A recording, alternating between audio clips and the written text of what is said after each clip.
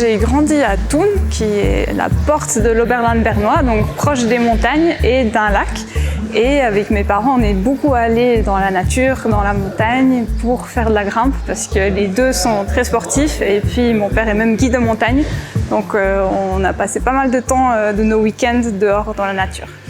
L'ingénierie, ça permettait de combiner différents domaines qui m'intéressaient, donc les maths, les sciences, la biologie, et pas juste étudier un seul sujet. C'est pour ça que je me suis orientée plus vers une branche technique, donc les sciences du vivant à l'EPFL.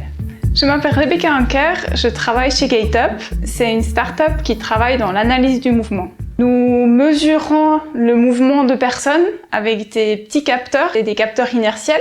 Et avec ces capteurs, nous mesurons par exemple la marche de personnes âgées.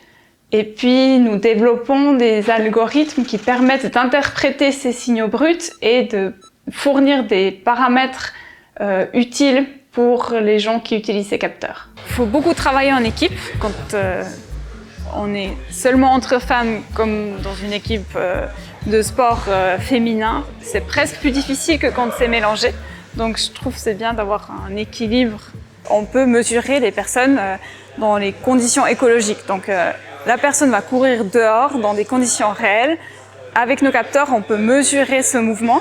Tandis que dans le laboratoire, le mouvement il est toujours un peu biaisé par le fait que c'est en laboratoire et qu'on se sent observé par des caméras et que souvent c'est sur un tapis roulant. Maintenant, avec la miniaturisation des capteurs, on arrive à les placer presque n'importe où sur le corps et puis de faire des mesures de plein de mouvements différents.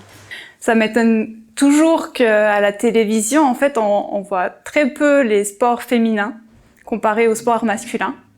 Ce que je trouve un peu dommage parce qu'au final, c'est pas moins intéressant. Il y a peut-être plus d'aspects de technique ou de petits jeux, même de psychologie qui sont très intéressants dans le sport féminin où je trouve qu'on met pas assez l'aspect là-dessus et puis c'est dommage que c'est pas montré à la télévision. Si 48% des pratiquants de sport sont des femmes, 85% de la couverture médiatique va pourtant aux hommes.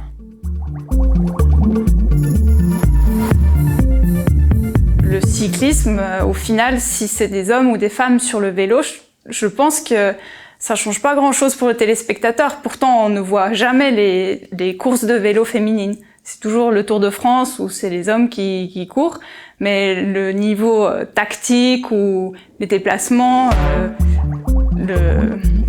que le groupe il avance avec des échappements, je pense qu'il y aurait tout à fait la même chose si c'était des femmes qui couraient cette course.